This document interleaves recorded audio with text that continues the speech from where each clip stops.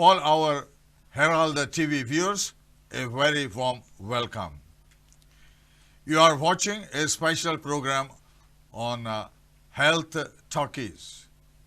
And health is the most important wealth that anyone can aspire for. We have been talking about diabetes, and we said that the two important components to reduce the diabetes problem, one is exercise and the other one is diet. We have had three important talks on the nutritional aspects, and we talked about carbohydrates, the sugars that we need for our energy. We talked also about the fats and oils which are also needed, and we talked about proteins which are also essential, and these are the macronutrients. You need all three. The proportions vary. We are talking about now the two remainder, and they are also equally important, though they are called micronutrients. Why they are called micronutrients and what is the value and what is their importance will be shared by one and all Assistant Professor of Nutrition and Dietetics in Home Science College, Professor Sheryl Afonso D'Souza. Yes. Assistant Professor Sheryl, welcome once again. Thank you very much, Ms. Lopez. We talked about the macronutrients, and today we talk about micronutrients. Yes. You need them in small amounts, but they are vital. Totally. Micronutrients, if you were to describe them, why are they called micronutrients? Is because the body requires them in very minute quantities. So in terms of milligrams, in terms of micrograms, as compared to grams of carbohydrates, proteins and fats that is required by the human body. But like you said, they are vitals. So if you look at vitamins, vita comes from the term vital. So the body cannot really do without these vitamins and minerals in everyday living. Yeah, very often people now, especially after the COVID problem, Yes.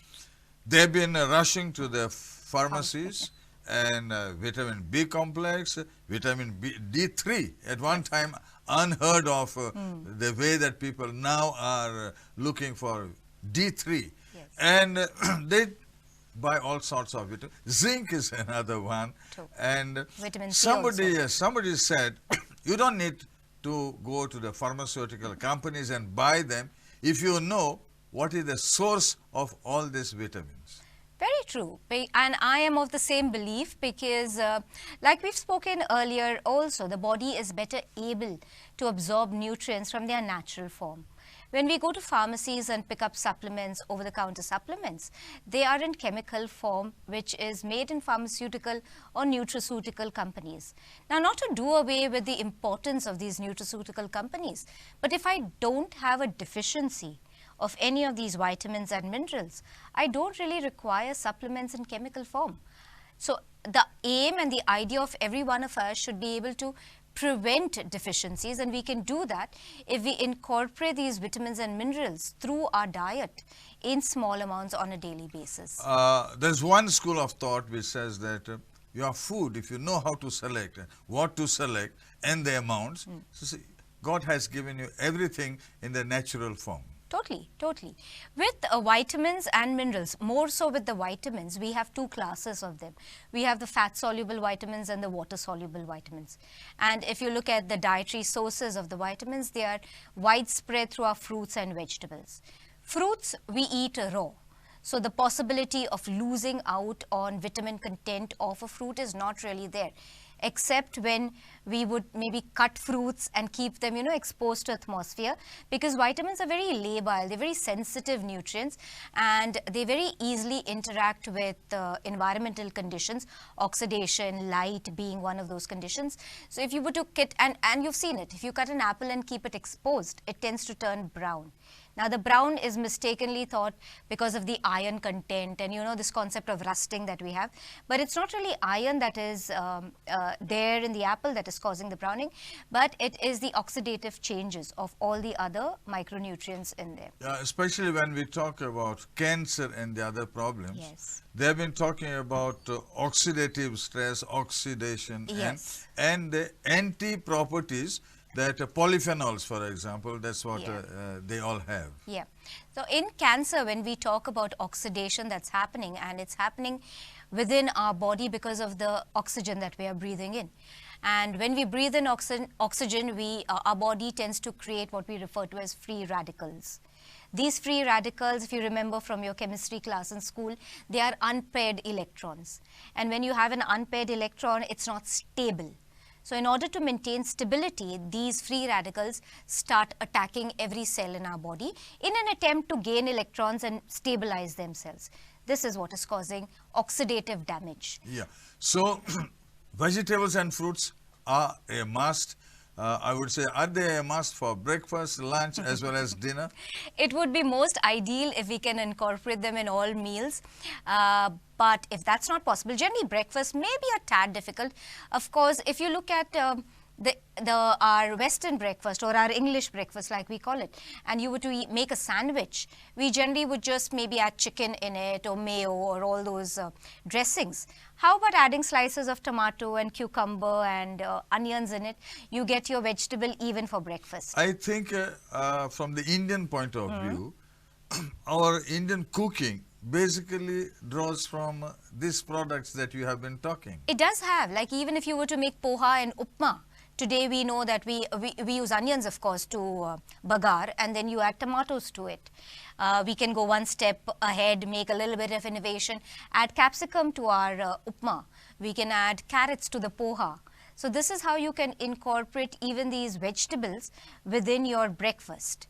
Of course, for lunch and dinner, we always would like to emphasize that there is one cooked vegetable and one raw vegetable for both lunch as well as for dinner. What would you prefer, raw or cooked? Or overcooked sometimes? No, a combination of both is important, basically to be able to get the required number of servings of vegetables that we require in the day. We advise people that they need to be eating between 4 and 5 servings of vegetable, and it's easy to maintain that balance by having one raw and one cooked for lunch, one raw and one cooked for dinner. That gives you 4, and then another serving anytime in the day. So both equally important in the diet. In fact, my suggestion would be also more of raw, because of the fact that the raw vegetables, they contain fiber. And fiber is an essential non-nutrient that is sadly missing from our diets today. Yeah, even when we talk of rice today, it's all polished rice. It's polished, so you're lost out on all the fiber. Yes. And when you talk about vegetables and fruits, God, I think, has given them in ample colors. Yes. Ample colors. Yes. And they say that it should be something like the rainbow. Yes, I strongly believe in the nutrition rainbow actually. Just like we have the Vibgure, violet, indigo, blue, green, yellow, orange, red. And every one of us is so delighted and happy when we look at the rainbow. How about introducing that on our plates every single day? Yeah, and they say that red colored fruits and vegetables are much more important. All of them, or each of the colors symbolizes a different aspect of health. With the red, we classify them as the red, yellow and orange together. So these colors in totality would provide carotenoids, which are important for health. And why do they say that if you want a good amount of carotenoids in tomatoes, the boiled or cooked tomatoes are superior than the raw ones? Yeah, carotenoid is a fat-soluble nutrient. Yeah, and when we cook it or we make it into a paste, we are able to extract more amount of the carotenoid from it, and that's why it's better absorbed by the human body as compared to the raw. Yeah, and they talk about also red bell peppers. Yes. Are they also good? Definitely. All the green, the yellow, and the red. Unfortunately, the red and the yellow are slightly more expensive. Yes. That's why people hesitate from buying them. Yes. But if money is a constraint, then definitely include the green capsicum. And maybe once in a week, once in a fortnight, if you can make an exotic salad using the red and the yellow, you're good. That would be good enough. Good enough. Yeah. And when we talk about fruits, are all fruits equal? If you're talking about the vitamin and the mineral content, a few vitamins and minerals here up and there. Like now we are in the mango season. So mangoes excellent sources of vitamin A by virtue of its color being yellow. So again, it has carotenoids in it. Vitamin C, there in large amounts. Similarly in your papaya. And if you look at the, so we classify them as yellow orange fruits, and then you have the citrus fruits. So the citrus fruits would be your oranges, then the grapes, the watermelon can also be included in that category. In these fruits, you would get more of vitamin C as compared to the other nutrients. And vitamin C cannot be stored, so you need it you need day. it on a daily basis. Yes. So your vitamin B and vitamin C, which are our water-soluble vitamins, are lost on an everyday basis. And these are the ones that we have to replenish. Yeah. If you have been looking at old village houses, especially in the villages, the house is there and there's an open space. In that open space, my grandmother and all of them, I remember, would grow vegetables on one side, and on the other side there would be fruit trees. Yes. And I think so, that was the beautiful concept when all that now we are talking in detail was not available to them. Yeah. They knew it. So they had their own small little kitchen gardens. Something like tomatoes used to be grown, brinjals used to be grown at home. We had homes where pineapple was also grown. Yes. So it was a really beautiful concept, and since they took so much of care to grow it at home, they would eat it naturally. So they never had to fear about a vitamin or a mineral deficiency like it's happening today. Because you had guava trees normally, Yes. you had drumstick Yes. trees, then you had papayas, bananas, chikus, yeah. and thoranj. Yes, thoranj was very common in Goa. Yes. I don't know, I don't see it around No, now, no. unfortunately. Yeah, Yes. yeah. That's an excellent source of vitamin C, in fact. And the thoranj, you get the red, the Yes, deep red in there, yeah. a lot of carotenoid in it. But it has almost disappeared It now. has, sadly, Yes. sadly. How do you think that these people in those ages when all this was not available about vitamins and supplements and all that, how do you think that they had this concept? Maybe being less educated was helpful. That's Possibly, a good one. possibly. That's That they didn't have to think too much. They knew they had to grow it. They had a love for gardening, and they realized that it didn't take too much of time and effort to grow this in your own backyard. Yes. And they talk about vegetables, they talk of broccoli. Yeah. As to say that's one of the outstanding vegetables. Is it true? Broccoli has a lot of, they have what we refer to as indoles, and indoles are known to be anti-cancer. So a good, it's a good vegetable to be eaten steamed or mixed in a salad, or just eaten plain.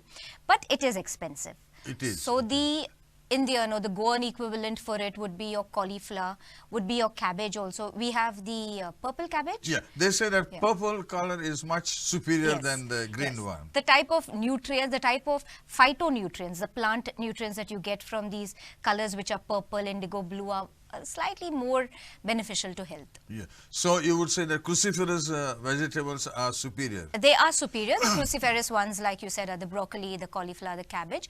An only cause of concern out here would be for people who have thyroid disorders, and goiter is very common in Goa. So these people need to exercise a little bit of precaution when eating So them. when you talk of gout, you are talking about the thyroid. The thyroid disorders. Now, we had very few people with the thyroid problems pre-liberation. But now there is a spurt, and we never had specific laboratories to carry out this test. Yes, but now it is on the increase, and I'm thinking it's because of the soil quality that has deteriorated.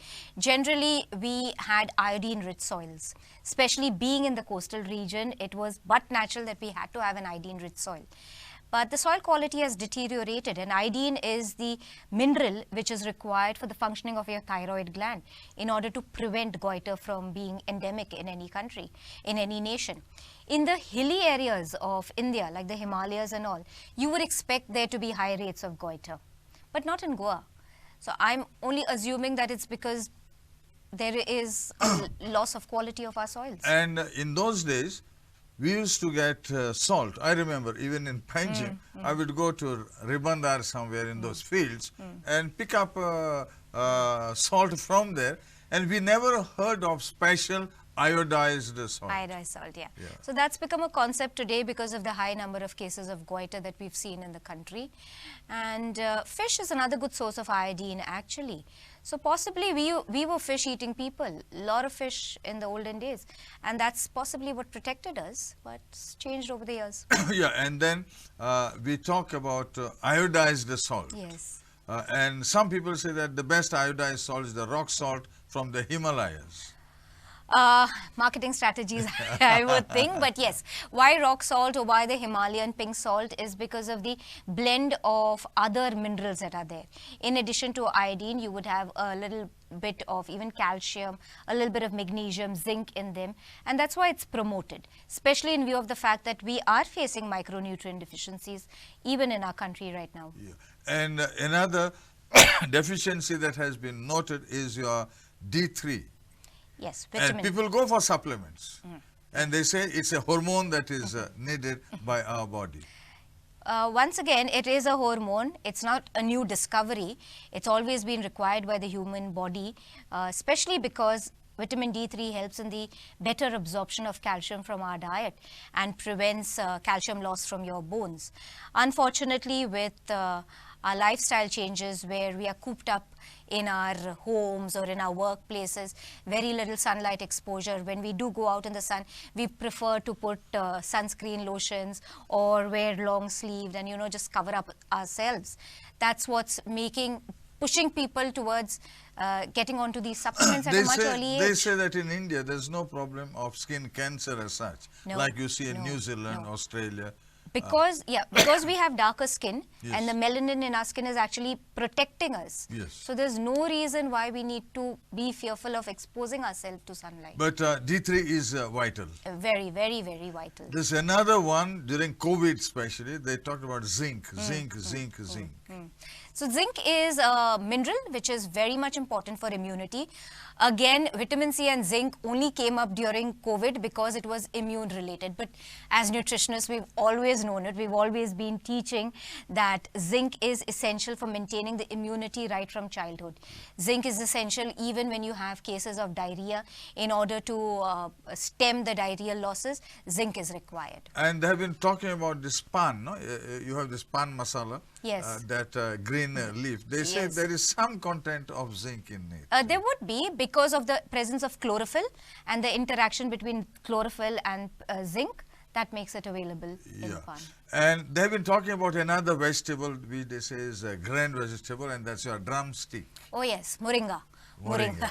Yes, the Yes. scientific name moringa. The drumstick by itself, the drumstick leaves also filled with a lot of minerals including iron and also vitamin A in that. And they talk about the amino acids. It has a better amino acid profile than vegetables. Vegetables in general do not have proteins in them. Yes. But the moringa leaves as well, they have an amino acid profile which is more towards the complete side. Actually, at one time, nobody would buy. And you would get even people to say, "Arey, please take this." Correct. But Because it was nowadays, and now it's sold the as a price, premium. yes, It's sold yes, as a yes. premium. There's another fruit you see now, not everywhere. I don't get the name right Sarsop? now. Yes. Sarsop, the And, cancer fruit. 400, 600, and they says anti-cancer Anti-cancer. properties. In our days, we never heard of this name at all. But now, It is there. Everybody is fearful about cancer today because unfortunately it is becoming a household name just like diabetes is, sadly. And it all filters down to the fact that our eating habits have changed, our lifestyle has changed, and that's why the predominance of cancer. But sarsop as a fruit grown in some households in Goa is plenty of nutrients in it, plenty of antioxidants which prevent free radical formation, and that's why we tend to call it the cancer preventive fruit. and then our cuisine has always been using onion. So what is the role of onion? Onion is a sulfur-containing vegetable, root vegetable. So, and sulfur is known in simple language to purify your blood. So, if you go along those lines, it is a blood purifier. It is. So it has got lots of... It does have properties, not really nutrients, but non-nutrients which are beneficial to health. And they say that you should not eat onion which is cut for for long periods for a long of time. period of time. Because Why is that? That's because of the interaction with the atmosphere, which again tends to lose out on some of these non-nutrients, as well as makes it a little more rancid and. And is it true that they say that it has got also prebiotic properties? It would, especially fermented onions. You know, in the West, they take just your simple salt water and they throw the small onions into it and allow it to ferment for a period of time. So because of this, you have probiotic microorganisms growing in it, which is good. So it's like a pickle. I was coming to the pickle. Yes. In Goa, we had this Chepnenchen Yes. Chepnenchen if you Yes. remember. No spices, nothing, water and salt, Yes. whatever. And now people have realized that it has got a relation with the prebiotics, probiotics. It does. Not many studies, sadly, done on traditional Goan pickles and their probiotic, prebiotic as well as health value. But yes, if you look at it logically, try to analyze it logically, you would understand by the mere fact of me taking water, salt and putting the fruit in it, there would be some prebiotic properties definitely and probiotics. It's to be admired that in those days... They didn't know these terms, Yes. but they did it. Yeah. And what about eating fruits now? There's one school of thought which says that because it is digested within 15 to 20 or 30 minutes, it's important to eat the fruit first before the actual meal. I would agree with that, but not first before the actual meal. Fruit is filled with micronutrients by itself. Fruit has a lot of fiber in it, especially when you eat fruit with the peel, like an apple with the peel or the chiku with the peel. Yeah, and when I have fiber in my diet, I tend to feel full for a longer period of time. Many households are so habituated to having lunch or having dinner and then immediately having a banana, and they think that their fruit intake is done for the day and they're happy. Not realizing that that fruit could have been eaten maybe after 2 hours. Once the main meal has been digested, you're feeling a little hungry at that time, eat a fruit because the body is able to better absorb all the nutrients from the fruit at that time. Plus the fiber will then keep you feeling full for a longer period of time. So a 2-hour gap either before a meal or after a meal. And they also talk about curds and yogurt.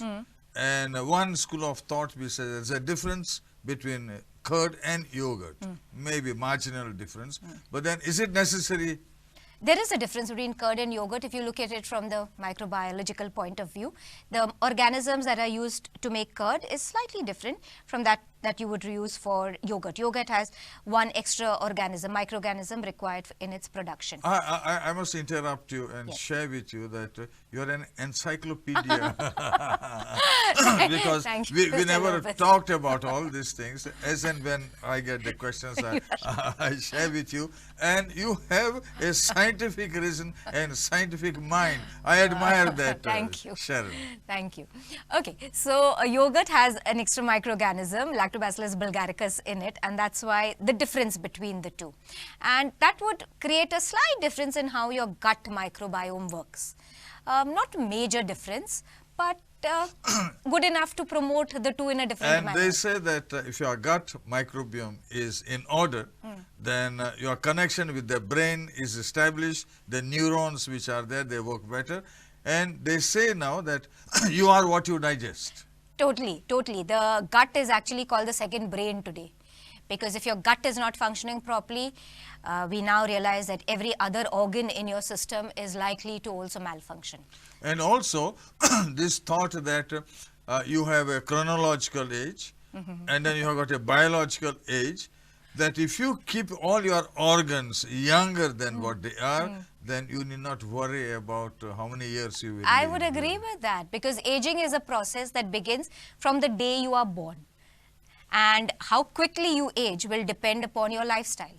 My lifestyle is nothing else but what I put into my body in terms of food, in terms of chemicals, and my exercise. That's why they call it as a lifestyle diseases now. Exactly. Now, I wouldn't want to ask you your age on TV, but everybody who knows you will know that your biological age is very different. I am 75. Exactly. I'm And 75. nobody would say you're 75. Wherever I go, this question does crop up, and I say I'm very glad to share with you. But then they say the way that you talk and you Is not a 75-year-old. You would have a 65-year-old. That's what they who say. Can, I who hope can God touch blesses wood, me. yes. Yes. But you would have a 65-year-old who has succumbed to disease because he's not taken care of himself. And that's why chronological age and biological So age. one can actually lower the chronological age in terms of biological. You can reverse aging. Yes, you can reverse aging. You can, yes. So all these things are natural processes. Yes, yes. Then why is that there are more problems now? Especially you talk about cancer. Now, Goa, I believe, is going to have a special cancer unit in Bambolim. Yes. It's because although people are so much aware, I mean, TV, radio, newspapers, magazines, everybody is talking about nutrition. It's not that people are not aware. But it's just the fact that I'll wait till I'm 60, till I'm 50, then take care of my health. And of late, there are youngsters who are succumbing to most of these problems. Yeah. Even yesterday we had a sportsman, 21-year-old, he suffered cardiac arrest. The stress of exercise. Since you brought up sports, it's very important that sports people are also taught how to maintain their mental fitness, which sadly is lacking. And once your brain is not taken care of, your mind is not taken care of, it can lead to problems with the heart, which leads to cardiac arrests. And for sports people, of course, the diet is slightly different because they need more carbohydrates. Yes. Yeah. But in general, for the people, if they observe the simple rules, like how you made it, yes, I think so all of us could have a better quality of life. Yeah, and it's very nice that today in textbooks as early as I think 6th standard or 7th standard, they have a chapter on nutrition. But the sad part is it's just taught as, you know, you need to pass the exam, so study this. The practical aspect of how do I really incorporate it into my daily living is missing. And once we get to do that, where we really enforce in families, in children, in households, the importance of starting nutrition early, instead of looking at it like it's a punishment, you know, because we often say that dietary modification later on is the punishment you've given me. But if you've learned to make those small changes in your diet right from the beginning, you won't even require it later. I think so that all this thought process could be shared with those people who are about to get married. Oh, now you started a new, yes, definitely, definitely. In addition to preparing oneself in all aspects for marriage, I think nutrition training is important. Yeah, because if you've got the newborns now differently on a new model, which is a natural model, I think so we'll have a better quality of life and the society will not suffer from all the problems that we have been witnessing. Assistant Professor Sheryl, the time is running out. And this could be the last episode. You have been very helpful in passing on a very crucial message. I am sure you do that in your college, and I'm sure that the students who pass out from your hands, they will propagate your excellent message. Your message has been excellent, let me tell you. Thank you so much, Mr. Lopes. Always a pleasure because you have so much knowledge, and I think with your skills of bringing out information, I've been able to pass on the message via your channel. Let us see if we can cull all this together and make a nice presentation so that, you know, whenever people have the time, they can view look it. Yes, at it. They have it. And if they have any problems, they can contact Assistant Professor Sheryl. She's always available.